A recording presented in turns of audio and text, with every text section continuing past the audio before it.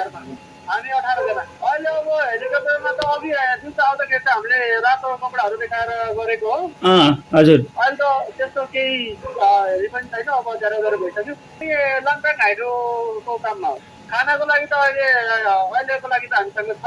हजुर अब यता एकजना बिरामी छ हाम्रो। हजुर टनेलभित्र फसेर तपाईँको 4 घन्टापछि उद्धार गरेको त्यस्तो। हजुर अनि ऊ चाहिँ अलि टाउकोभरि घाउ भएको छ। अनि जिउभरि पनि तपाईँको घाउ नै छ।